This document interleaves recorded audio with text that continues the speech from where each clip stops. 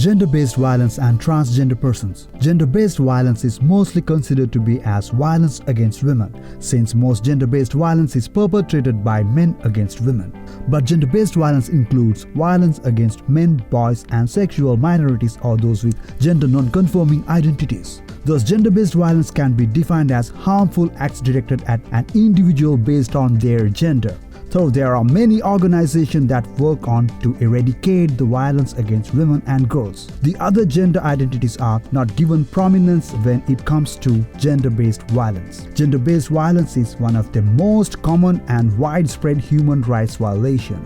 Who are the perpetrators of the gender-based violence? Non-partner violence is violence inflicted by someone you do not know well, like stranger, acquaintance, or colleagues. However, violence perpetrated by someone you are close to is known as interpersonal violence, which is perpetrated by either a friend or family member. Intimate partner violence is perpetrated by someone you in an intimate partner relationship, the lover, spouse, or an ex-partner. Physical violence is the intentional use of the physical force or threats. Sexual violence is forcing, intimidating, or even triggering someone to engage in any sexual act against their will, most often demanding for sexual bribes.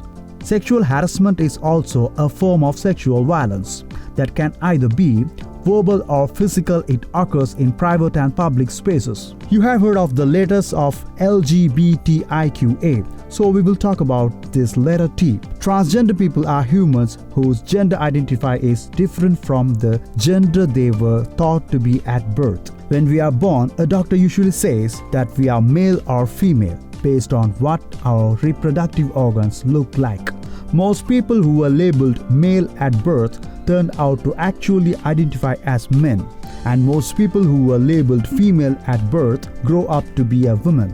But some people's gender identity is different from what was initially expected when they were born.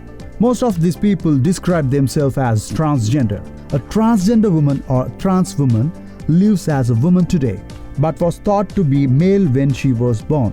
A transgender man, or in other words, trans man, lives as a man today but was thought to be female when he was born. The abuses experienced by transgender people are part of a broader picture of discrimination faced by gender non-conforming people in Sri Lanka.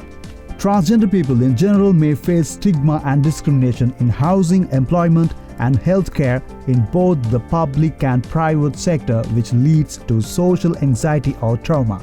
There are many instances we have seen and heard where transgender people have been beaten up by their family members to ask them to behave like a man or woman. We have all heard different name calling, which is even used in famous political stages, which is something to be really ashamed of. Transgender people are also subjected for economic violence, which involves denying the person access to their money, economic inactivity, or other basic needs by either controlling their finances or stopping them from achieving financial independence. Because most of the families consider their children as a disgrace to their family being a transgender. Though the Sri Lankan Constitution protects the fundamental rights to equality, Article 12, recognizing all men and women, but practically it unrecognized trans men and women. However, this right is rarely protected in the case of transgender individuals, and they continue to be harassed, marginalized, and abused on the basis of their real or perceived gender identity and or sexual orientation. Psychosocial, legal, and help is available for transgender persons from the counselors and lawyers who are aware of the subject matter, or if it seems complicated. There are many non-governmental organizations that provide support for the transgender community to go through the legal procedure and get the assistance needed to overcome the gender-based violence they face. There is no need to live being afraid of the gender-based violence. There are people waiting to help you. The gender-based violence against transgender persons need to stop.